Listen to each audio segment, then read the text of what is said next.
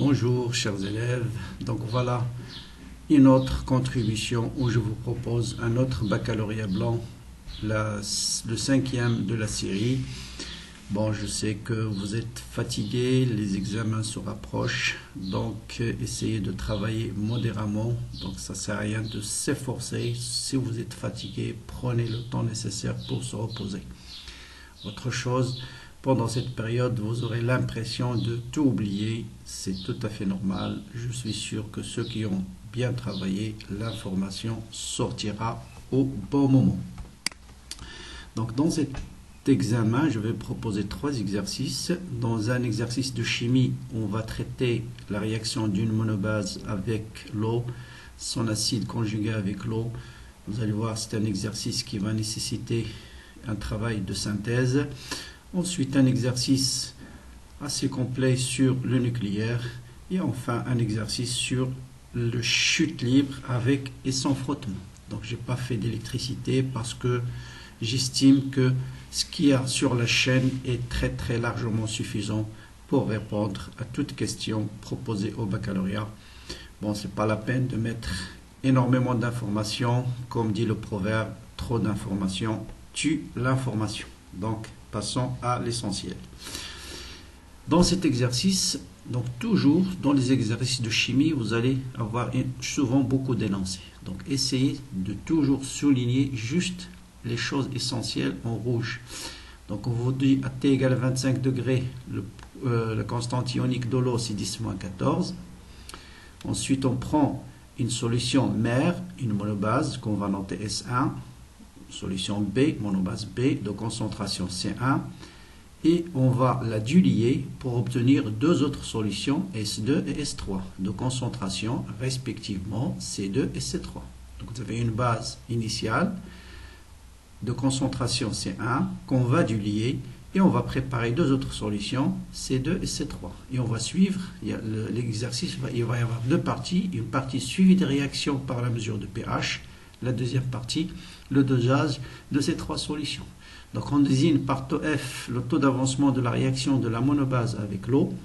Pour la solution S3, la plus diluée, on vous donne le taux final et le pH à la fin de la réaction. Justifier que la monobase est faible. Pour toutes les solutions 1, 2, 3, on désigne par CI, PHI et taux I respectivement son pH, le taux d'avancement et la concentration, c'est-à-dire pour la solution S1, concentration C1, pH1, taux 1, S2, C2, pH2, taux 2, et ainsi de suite. Donc, dresser le tableau d'avancement de la réaction de la monobase avec l'eau, exprimer taux final, indice I, en fonction de pHI, pKe et CI, c'est-à-dire une formule qui est valable pour n'importe quelle solution, en déduire ces 3. Vous voyez, on vous a donné quelques données pour déduire la concentration de la solution S3. Montrer en justifiant les approximations que pour chacune des 3 solutions, PHI, c'est 1 demi pKa plus pKe plus log de CI. Donc voilà une relation qui va vous très importante. Celui qui a trouvé cette relation, ça veut dire qu'il n'aura aucun problème parce que, bon, vous allez voir, il va nécessiter un peu de calcul. Ensuite, on déduire la valeur de pKa du couple BH plus B, donc la base monobase B, son acide conjugué, on le note dans l'exercice BH+. On effectue, maintenant on va passer au dosage, on effectue séparément le dosage d'un même volume de chacune de ces 3 solutions, S1, S2, avec un acide fort. Et on vous donne, voilà, le volume d'acide ajouté à l'équivalence pour la solution S1, 20, S2, 10, S3, 4. Déterminer la concentration de l'acide, la concentration de la solution S2 et le rapport entre C1 et C3. Bien. Voilà pour la chimie. Donc pour le nucléaire, donc on va s'intéresser au noyau de polonium qui se désintègre en plomb avec l'émission d'une particule alpha. Qu'est-ce qu'un noyau radioactif? Préciser la composition, écrire l'équation de désintégration, identifier la particule émise, calculer en MEV l'énergie libérée, vraiment des questions classiques que vous retrouvez dans n'importe quel exercice de nucléaire, définir l'énergie de liaison, ça c'est important, rappeler l'expression de défaut de masse d'un noyau AX, Déterminer en MEV l'énergie de liaison du polonium et du polonium et le premier c'est polonium et le plomb, bien sûr, polonium et le plomb. Donc ça c'est le polonium, ça c'est le plomb, il y a une erreur. Sachant que l'erreur de liaison du noyau du plomb 206 est 1628,17 mégaélectronvolts, comparer la stabilité de ce noyau avec le noyau du polonium. Ce résultat est-il prévisible? Donc là il faut faire attention quand on compare la stabilité de noyau. Et dans la partie C, établir l'expression donc c'est de nombre, donc je vais le lancer, j'ai oublié de le dire ici, c'est en fait le log de n de t sur n0 en fonction de lambda t. On va vous donner une représentation graphique, voilà, de moins log de n en fait sur n0 en fonction du temps. Donc, montrer cette expression-là. Est-il en accord avec la représentation graphique que vous allez avoir dans la page suivante? Justifiez votre réponse et à partir du graphe, déterminer lambda, déterminer t1,5 et donner l'expression en fonction de lambda, c'est-à-dire de t1,5 et la calculer. Donc voilà pour la partie nucléaire. Pour la partie chute libre, donc on va s'intéresser à un événement qui s'est déroulé en 2016, donc c'est une première mondiale. C'est Luc, c'est un parachutiste qui a sauté à partir d'une altitude de 7620 mètres sans parachute ni combinaison, en forme d'aile, pour se diriger vers le sol. Et on lui a préparé voilà, un filet, et c'est ce filet qu'il a récupéré. Et le saut a été très bien réussi. Donc c'était un événement très très connu, vous le trouvez sur YouTube. Donc le filet a été placé à 76 mètres d'altitude, d'accord? Sous le filet, on a mis un autre filet de sécurité à 10 mètres. Durant sa chute, qui a duré environ 2 minutes, il a rapidement atteint une vitesse limite de l'ordre de 200 km/h. Le but, bien sûr, c'est d'étudier ce mouvement par chute libre et de voir est-ce qu'on va retrouver cette vitesse-là qui a été mesurée expérimentalement. Donc ça sont les photos, donc ça c'est le filet qui a été préparé, vous voyez le monsieur au moment de la réception.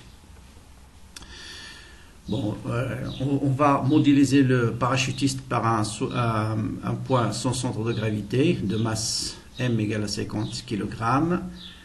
Donc d'abord on va travailler dans le modèle de chute libre, indiquer la seule force qui s'exerce sur le parachutiste, déterminer l'accélération.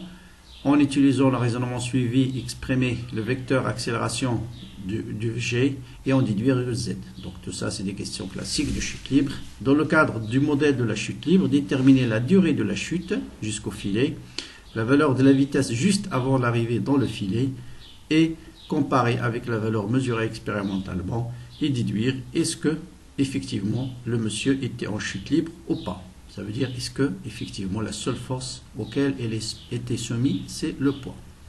Bien sûr, on va voir que ce n'est pas le cas. Deuxième partie, on va déterminer la vitesse limite. Donc, on vous dit, en réalité, il est soumis au frottement de l'air. Donc, c'est pourquoi il faut lire toujours l'exercice en entier, parce que certaines questions, vous aurez la réponse dans la suite. On vous dit, dans l'air, il atteint rapidement, dans le référentiel terrestre, une vitesse limite. Et écrire la relation vectorielle entre la force du frottement et le poids lorsque ce dernier atteint sa vitesse limite. Donc là, on peut simplifier la vie. Il nous commence si V égale la vitesse limite, écrivez la relation entre ces deux forces. La force de frottement est modélisée par cette formule-là, 1/2 Cx ρ S fois V carré. Cx, c'est le coefficient de traînée. Ρ, c'est la masse volumique de l'air. S, c'est la surface du parachutiste. On l'a estimé à 1 mètre carré. En utilisant l'axe OZ vertical orienté vers le bas, montrez que la vitesse limite est donnée par cette relation-là. Calculez la valeur de cette vitesse limite supposée atteinte par le parachutiste avant l'arrivée au filet. Cette valeur est-elle compatible avec celle donnée dans le texte introductif? Donc voilà, je vais m'arrêter ici parce que la troisième partie, ça concerne le deuxième semestre et vous êtes exonéré de cette partie pour cette année. Donc voilà pour ce sujet que je vous propose et on va donc entamer la correction. Comme d'habitude, vous pouvez le télécharger ce format PDF dans la description de la vidéo. Bien, donc commençons par la correction de la chimie. Donc là, on vous dit, est-ce que la monobase est faible ou pas? Donc, au contraire, pour répondre à la question, dites l'inverse. S'il est forte, ça veut dire quoi? Donc, si on a une base forte, la réaction va être totale. Ça veut dire taux va être égal à 1. Comme ici, on vous donne un taux qui est largement inférieur à 1, donc la monobase, elle est faible. Deuxième question, très classique aussi, qu'il faut absolument savoir dans toute suivi de réaction. On vous dit d'exprimer taux final en fonction des données du problème, dans notre cas, en fonction de la concentration de H3+, en fonction de CI, et ainsi de suite. Donc voilà le tableau d'avancement. D'accord. Donc vous avez la monobase, sa réaction avec l'eau, donne, donc l'eau, ça c'est une base, donc ça c'est l'acide, sa base conjuguée c'est OH-, et ça c'est une base, son acide conjugué, on l'a noté dans l'exercice, BH+. Bien sûr, le nombre de moles initial, CI fois VI, CI fois VI moins X final, X final, X final. Donc l'eau, bien sûr, elle est en excès. Si c'était un acide, vous allez voir ici H2O et H3O+. Mais toujours, faites attention, toujours souvent, vous avez X final de OH- ou bien H3O+, est égal à X final de la base ou de l'acide. Et ça simplifie énormément le calcul ou bien l'expression soit de taux final, soit de la constante d'équilibre de cette réaction. Bien, taux final, bien sûr, c'est X final sur X max. Donc X max, ici l'eau, c'est en excès, donc le réactif limitant, c'est la monobase. Donc si ça est égal à 0, X final est égal à X max, donc X max, c'est CI fois VI. Donc, là aussi, concentration de H-, c'est X final sur VI. Et vous remarquez que la concentration de OH- est égale à la concentration de pH+. Donc, taux final, je vais remplacer X final par VI fois la concentration de H- et X max par CI fois VI. En simplifiant par les VI, et vous avez taux final en fonction de OH- et CI. Et souvent, on vous dit de l'exprimer en fonction de pH. Bien sûr, vous connaissez qu'à 25 degrés, KE, c'est quoi? C'est la concentration de H3+, fois la concentration de OH-. Donc, je peux remplacer concentration de OH- par KE sur H3O+. Donc, voilà, je l'ai remplacé par KE sur H3O+. Et voilà la relation qu'on me demande de démontrer. Taux final en fonction de KE, concentration de H3+, et la concentration de la base initiale. Je vais le mettre sous la forme exactement demandée. Bon, je vais rappeler quelques relations de base que vous connaissez bien sûr. Le pH, c'est moins log de la concentration de H3O+, ou bien la concentration de H3O+, c'est 10 à la puissance moins pH. KE, c'est 10 à la puissance moins pKe. Donc, je peux remplacer dans l'expression ici H3O+ par 10 puissance moins pH et KE par 10 à la puissance moins pKe. Donc le 10 à la puissance moins pH, quand je le remonte au numérateur, il devient 10 à la puissance plus pH fois 10 à la puissance moins pKe. 10 à la puissance A fois 10 à la puissance B, c'est 10 à la puissance A plus B, et ça vous donne 10 à la puissance pH moins pKe sur CI. Donc c'est exactement la relation finale qu'on vous demande. Bien, je passe à la question suivante. Et là, c'est une question très importante. On vous dit de montrer que le pH de n'importe quelle solution de ces trois solutions, c'est 1,5 pKa plus pKe plus log de C. Quelle est la relation qu'on utilise? C'est la réaction de la monobase avec l'eau qui donne pH plus OH-. Bien.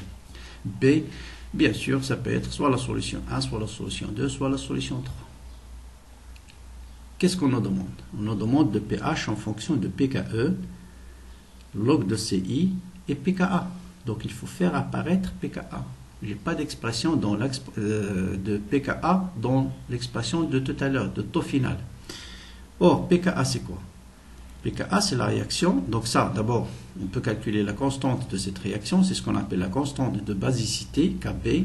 Donc, est égal à la concentration de pH plus fois la concentration de H- divisé par la concentration de la base. Ou bien, je peux l'écrire concentration de H- au carré divisé par la concentration de B, c'est-à-dire Ci.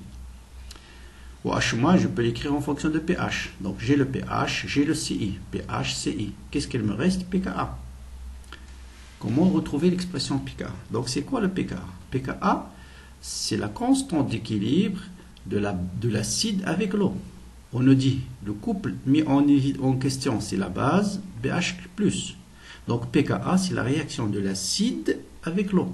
Donc c'est la constante d'équilibre de cette réaction qu'on appelle Ka. Donc je peux la calculer. Ka c'est égal à quoi? C'est la concentration de la base fois la concentration de H3O+, divisé par la concentration de BH+. Maintenant, je vais prendre le stylet pour mieux montrer. Voilà. Vous voyez que si je fais Ka fois Kb, donc Ka fois Kb, celui-là va se simplifier avec celui-là, parce que celui-là au numérateur, celui-là au dénominateur, et celui-là va se simplifier avec celui-là.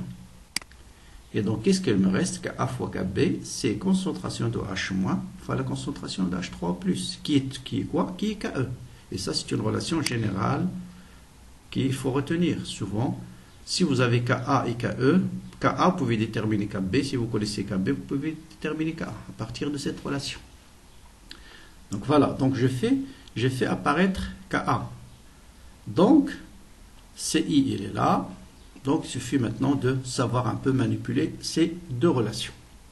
Donc, qu'est-ce qu'on a? On a Kb qui est égal à Ke sur Ka. Donc, Kb, on a dit c'est... Donc, je reviens à l'expression de tout à l'heure. Donc, Kb, c'est BH plus OH- sur B. Voilà, BH plus OH- sur B. Voilà Kb. Ça, c'est Kb. Qu'est-ce que j'ai fait? J'ai multiplié en haut et en bas par H3O+. Pourquoi? Pour faire apparaître Ke ici. Et B fois H3O+, sur BH+, c'est Ka. Donc, j'ai Ke est égal à Ka fois Kb. C'est la relation qu'on a montrée tout à l'heure. Mais j'ai aussi Kb est égal à la concentration de H- au carré sur Ci. Puisque dans la formule, Kb n'apparaît pas, donc je vais faire cette relation est égale à celle-là. Et comme ça, je vais déduire le pH en fonction de Ci, de Ka et de Ke. Voilà, donc je fais Ke sur Ka est égal au H- au carré sur Ci. Donc je vais déduire Ci qui est égal à Ka fois OH- au carré sur Ke. Or, OH- c'est quoi? C'est Ke sur H3O+. D'accord? Donc c'est Ke au carré. Donc là, c'est Ke au carré. Il manque un Ke. Ah oui, j'ai simplifié. C'est Ke au carré sur H3O+ au carré. Mais comme j'ai un Ke ici, il va se simplifier.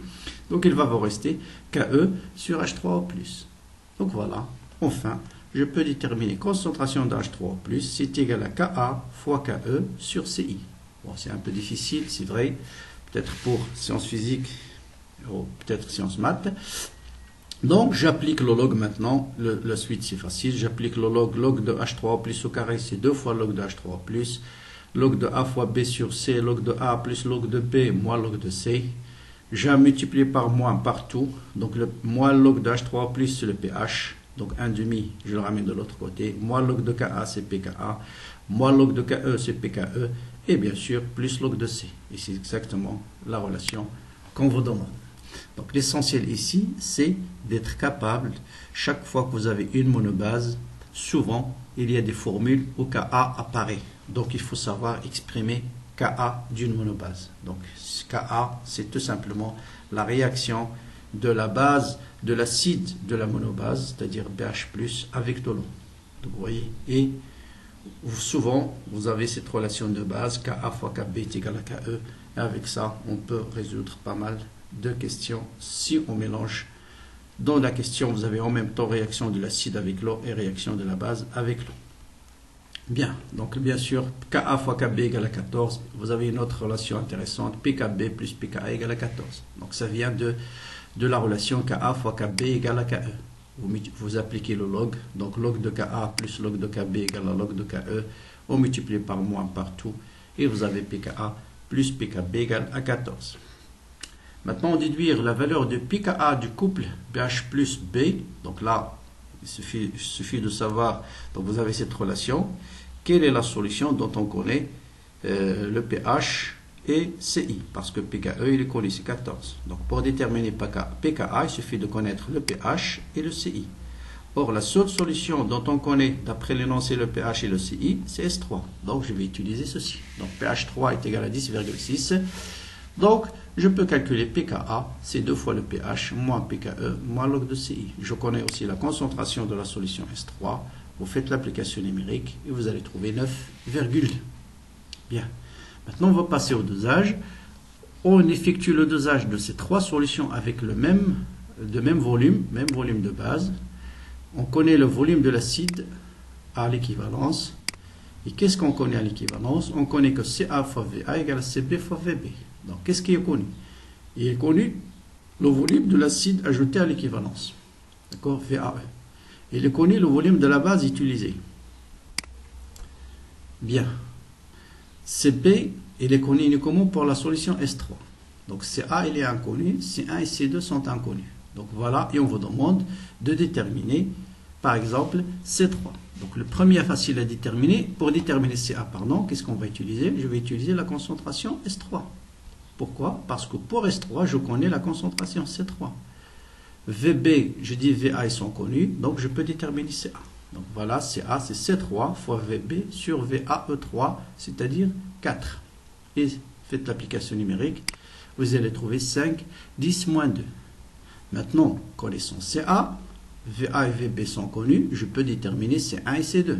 En particulier C2, c'est Cb, bien sûr, fois... je peux déterminer C2 par exemple, c'est Ca fois VA2 sur Vb qui est 20. Faites l'application numérique, vous allez trouver 2,5, 10, moins 2. Voilà. Et vous pouvez calculer également C1 de la même manière, ou faire le rapport pour calculer C1 sur C3, ou bien C1 sur C3, c'est VAE1 sur VAE2, parce que les volumes, ce sont les mêmes, et vous allez trouver un rapport de 5. Donc voilà un exercice relativement difficile dans la deuxième partie, mais qui va vous guider à vous rappeler de certaines formules essentielles. Donc ce qu'il faut savoir tout simplement, c'est faites la différence quand vous mélangez une base avec l'eau, on l'appelle la constante d'équilibre Kb. Si je mélange un acide avec l'eau, c'est la constante d'équilibre CKa. Sachez qu'on peut passer de Ka à Kb. Voilà ce qui est important. Et souvent, les questions qu'on vous pose au baccalauréat sont beaucoup plus faciles que ça. Bien, on passe au nucléaire. Bon, le nucléaire, j'ai déjà dit l'énoncé, mais la première partie, elle est très facile. Je vais insister sur ce qui est important. Donc, préciser la composition du polonium 210. Donc, ça, tout le monde sait. Donc, 84, ça vous donne le nombre de protons. Et 210, c'est le nombre de nucléons. Les nucléons, ce sont les protons plus les neutrons. Donc, le nombre de neutrons, c'est le nombre de nucléons moins le nombre de protons. Il crée l'équation de désintégration. Donc là, on vous donne le polonium, on vous donne le noyau fils, c'est le plomb 206,82. Conservation de A 210, donc pour avoir 210, il faut ajouter 4. Et pour avoir 84, il faut ajouter 2. Donc la particule qui a 2 et 4, Z égale à 2, A égale à 4, c'est bien sûr l'hélium ou bien la particule alpha. Déterminer au mégaélectronvolt l'énergie libérée au cours de la désintégration d'un noyau du polonium. Donc l'énergie libérée, bien sûr, c'est delta E, c'est delta M fois C carré en valeur absolue, parce que delta M est négatif. Et si on veut donner l'énergie libérée en valeur absolue, et vous faites l'application numérique, vous allez trouver 5,4 mégaélectronvolts. Je répète, les masses sont données en unité de masse atomique, donc il suffit de multiplier le défaut de masse par 931 et le résultat c'est 100 mégaélectronvolts. Définir l'énergie de liaison, bien sûr, ça des questions de cours qui arrivent souvent. Donc c'est l'énergie qu'il faut fournir au noyau au repos pour les dissocier, c'est-à-dire le séparer en nucléons isolés et immobiles. Quelle est l'expression du défaut de masse d'un noyau? Faites la différence entre les défauts de masse d'un noyau et l'énergie libérée par une réaction. D'un noyau, bien sûr, il faut le séparer en protons et en neutrons. Donc le défaut de masse, c'est la masse des nucléons séparément, c'est-à-dire la masse du proton plus la masse du neutron, moins la masse du noyau. C'est ça ce qu'on appelle le défaut de masse. Déterminer au mégaélectronvolt l'énergie de liaison du polonium. Donc c'est ce delta M fois C carré. Donc vous calculez Z fois la masse du proton plus 126 fois la masse du neutron moins la masse du noyau. Tout ça est donné. Il faut multiplier par 931 et ça vous donne énergie de liaison. Attention, énergie de liaison du noyau.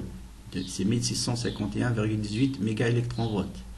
Maintenant, on vous dit l'énergie de liaison du plomb, c'est 1628. Lequel des deux est stable? Donc, pour comparer la stabilité de noyau, faites très attention, on ne compare pas l'énergie de liaison. On compare l'énergie de liaison par quoi? Par nucléon. Donc je dois calculer l'énergie de liaison par nucléon pour le polonium et pour le plomb. Donc comparer, donc voilà. Pour le plomb, voilà l'énergie de liaison. Pour chercher l'énergie de liaison par nucléon, en fait, j'ai divisé par le nombre de nucléons du plomb et je vais trouver 7,9. Je fais la même chose pour le polonium. Je divise par le nombre de nucléons du polonium. Bien sûr, le nombre de nucléons du polonium, je l'ai ici, c'est 210, je crois. Voilà, le nombre de nucléons du polonium, c'est 210. Pour le plomb, il faut diviser par 206. Voilà. Et si vous divisez, vous allez trouver ces valeurs suivantes. Et c'est ça qu'il faut comparer pour chercher lequel est le plus stable. Celui qui a la plus grande valeur de l'énergie de liaison, c'est le noyau le plus stable. Donc c'est ça la plus grande valeur. Et donc c'est le plomb qui est plus stable. Est-ce que c'est prévisible? Bien sûr c'est prévisible. Pourquoi? Parce que toujours un noyau lourd se désintègre pour donner un noyau beaucoup plus stable. D'accord? Qui lui-même va désintégrer pour donner, c'est la courbe d'Aston, si vous vous rappelez, les noyaux lourds se désintègrent pour arriver vers la partie stable. Donc c'est normal, ou autrement dit, toujours le noyau fils, il est beaucoup plus stable en radioactivité que le noyau père. Donc ce résultat est prévisible sans calcul, car en se désintégrant, le noyau fils est toujours plus stable que le noyau père. Vous avez deux façons de répondre, ou bien de dire les noyaux lourds se désintègrent en noyaux moins lourds qui sont toujours plus stables que les précédents. Bien, maintenant, dans la partie C, faire attention. Cette question est souvent posée de deux manières. Des fois, on vous dit d'exprimer uniquement log de n sur log de n0 en fonction du temps. Là, c'est moins log de n en fonction de log de n0. Et rappelez-vous, si vous avez déjà, je suis sûr, j'ai déjà traité cet exercice-là. Si vous tracez uniquement log de n en fonction, log de n sur n0 en fonction du t, la courbe elle est décroissante. Ici, vous allez voir l'inverse, la courbe va être croissante parce qu'on a multiplié par ce signe moins, on l'a laissé ici. D'accord? Donc voilà, pour chercher cette courbe, il faut bien sûr démarrer par la relation de nucléaire de désintégration. N, c'est N0 exponentielle moins lambda t. Vous cherchez N sur N0, c'est exponentielle moins lambda t. On applique le logarithme des deux côtés, ça vous donne moins lambda t. Le signe moins, je le ramène de l'autre côté. D'ailleurs, on aurait dû poser la question, juste log de N0 sur N en fonction du temps. C'est beaucoup plus simple. En enlevant ce signe moins. C'est pas grave. Bien, donc cette équation-là, est-ce qu'elle est en accord avec la courbe qu'on vous donne? Bon, je passe tout de suite à la... Voilà la courbe qui est donnée. Est-ce que la courbe, l'équation qu'on a démontrée, est conforme avec cette représentation? Ici, vous avez une représentation qui est quoi? D'une droite qui passe par l'origine. Donc, de la forme y égale à x. Voilà y. C'est moins log. X, c'est quoi? C'est t. Est-ce que g moins log est égal à a fois t? Bien sûr, c'est exactement l'équation que j'ai. Donc, voilà y est égal à une constante fois le temps. Donc, elle est conforme avec la courbe qu'on m'a donnée. Donc, pour déterminer graphiquement lambda, vous avez y égale à lambda t. Que représente lambda? Bien sûr, la pente de cette courbe. Là aussi, je reviens vers la courbe. Pour calculer la pente, on me dit ici 0,2 correspond à 40. Donc, la pente, c'est quoi? C'est 0,2 divisé par 40. Donc, je calcule 0,2 divisé par 40. Faites attention aux unités. Le temps, c'est en jours. Donc, lambda, c'est en jour, lambda t, c'est en jour moins 1. D'accord? Là, c'est en jour moins 1.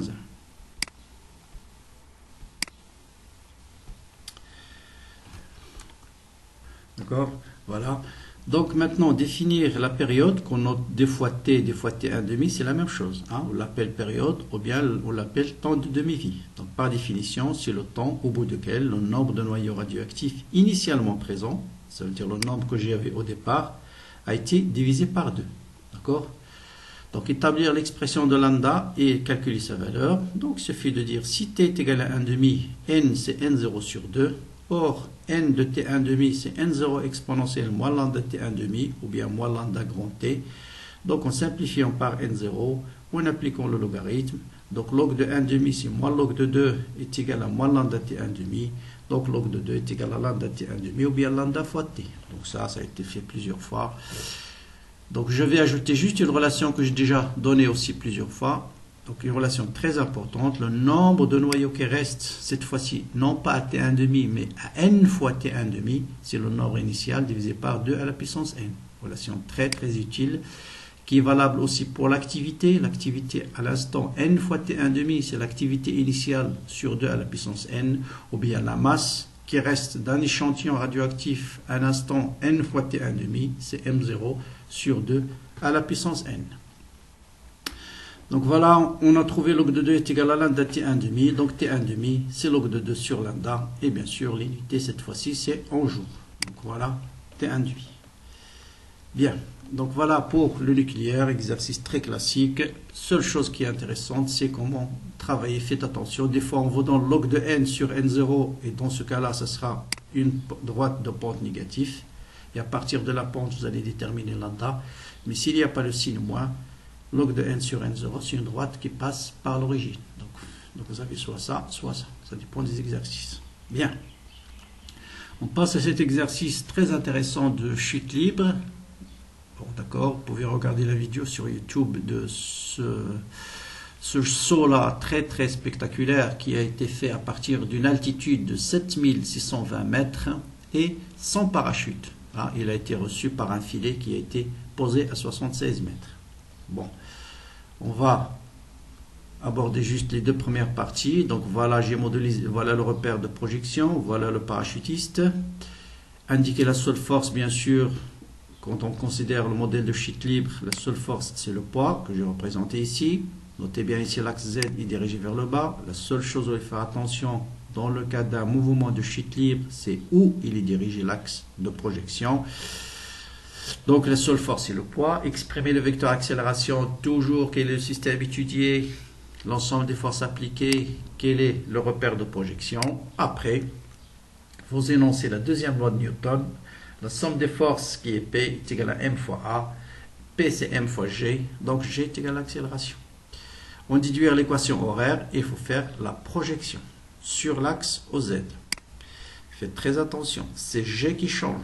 Donc G ici, il est orienté dans le même sens que l'axe, donc c'est plus G fois K. Par contre, cette relation L, elle reste indépendante, elle est indépendante de l'orientation de OZ. Que OZ soit orienté vers le haut ou vers le bas, A, c'est A de Z suivant K. Ici, A, c'est la projection de A suivant l'axe Z.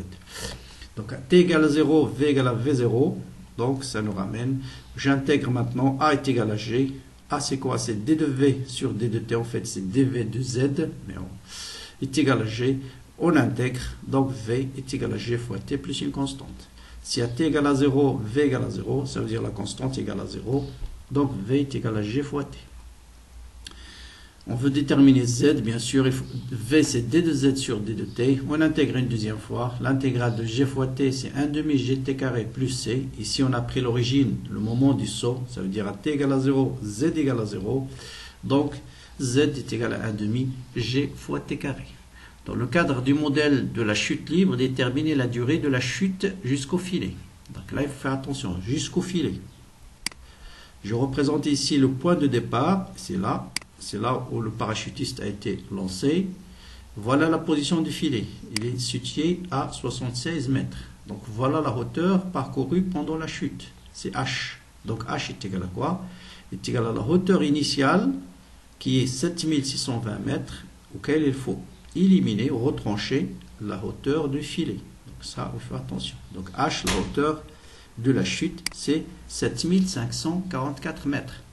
Je connais H, je peux déterminer bien sûr la durée T, c'est racine carrée de 2H sur G. En remplaçant H maintenant par sa valeur, G par sa valeur, on va trouver 39 secondes. Donc c'est loin du 2 minutes qui a été précisé dans l'énoncé. Donc la valeur de la vitesse juste avant l'arrivée dans le filet, c'est-à-dire en ce point, une fois qu'il arrive à la hauteur 76 mètres à partir du sol, quelle est sa vitesse? Donc la vitesse, vous connaissez l'expression, V, je connais le temps, donc je peux remplacer tout de suite dans la vitesse, V égale à G fois T, et donc on détermine 3,8 10 puissance 2 mètres par seconde. Or on nous dit que le parachutiste atteint une vitesse limite de 200 km par heure. Ça veut dire quoi? Une fois qu'il est lancé, il va passer par un régime transitoire, après le mouvement va être uniforme. Et donc normalement, la vitesse à l'arrivée de filet devrait être de 100 km par heure. Est-ce que ça c'est 200 km par heure? Voyons. Donc ça nous permettra de dire est-ce que le modèle de la chute libre est vérifié ou pas. Donc le modèle de chute libre ne permet pas de rendre compte. Pourquoi? Parce que la vitesse, d'abord la durée n'est pas la même, mais surtout la vitesse mesurée expérimentalement c'est 200 km par heure. Or nous on a trouvé quoi? On a trouvé 3,8 10 puissance 2 mètres par seconde. Pour passer du mètre par seconde au kilomètre par heure, donc là il suffit de multiplier par 3,6 et ça vous donne 1368 km par heure. Donc c'est très loin du 200 km par heure qu'on a mesuré par cette expérience. Ça veut dire quoi? Ça veut dire que le modèle de la chute libre ne permet pas d'expliquer ce saut-là. Donc maintenant, on va introduire le modéliser. Ça veut dire quoi? Ça veut dire bien sûr, pendant la chute, il y a des forces de frottement. Et on va modéliser ces forces de frottement et on va voir que on va décrire cette fois-ci parfaitement son module de chute. Donc voilà, on vous dit que la force de frottement elle est modélisée par une force qui est donnée par 1 demi, Cx c'est une constante, ρ c'est une constante, S, tout ça c'est des constantes fois V carré. On vous dit écrire l'équation vectorielle, mais uniquement lorsque ce dernier atteint sa vitesse limite, c'est-à-dire pendant le régime permanent. Donc il va passer par régime transitoire rapidement, ensuite suite à ces forces de frottement, le mouvement va être uniforme. Or, si v est égal à la vitesse limite, ça veut dire la vitesse est une constante, donc l'accélération est égale à quoi? À 0. Autrement dit, la deuxième loi de Newton va nous dire la somme des forces égale à 0.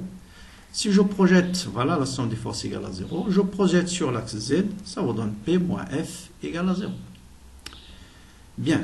Maintenant, les frottements sont modélisés par cette expression déterminer la vitesse limite. Donc, pour calculer la vitesse limite, je fais la projection de cette équation-là sur l'axe OZ.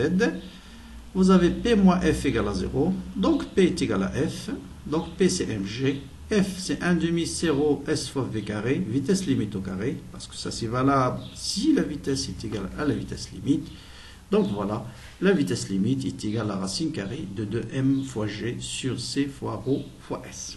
On va essayer de calculer cette valeur et voir qu'est-ce qu'on va trouver. Vous remplacez la masse par 80 kg, g par 9,8, c c'est donné dans l'énoncé, ρ c'est la masse volumique de l'air et la surface c'est 1 mètre carré. Et vous allez trouver 56 mètres par seconde. Transformons-la en km par heure. Il suffit de multiplier par 3,6 et on trouve exactement 200 km par heure. Donc voilà, le modèle le mieux adapté pour expliquer ce saut-là, c'est bien sûr un mouvement de chute libre, mais avec frottement. Donc vous voyez qu'une fois qu'il est lancé, il va être accéléré au départ pendant un temps très court, et suite à frottement avec l'air, il va être ensuite dans un mouvement uniforme jusqu'au filet, avec une vitesse de 200 km par heure. Donc voilà pour ce sujet-là. Je ne vais pas traiter la troisième partie parce qu'elle nécessite de l'énergie cinétique, énergie potentielle, conservation de l'énergie. On le fera pour une prochaine fois. Je vous souhaite bien sûr bon courage. N'ayez pas peur si ce problème de chimie vous paraît un peu compliqué. Non, c'est pas. Donc, vous le faites, refaites-le. Si vous avez d'autres questions, bien sûr, ou bien des parties que vous voulez que je traite, n'hésitez pas à me le dire dans les commentaires. Abonnez-vous à la chaîne pour ceux qui regardent la chaîne pour la première fois. Bonne chance, bon courage et à très bientôt.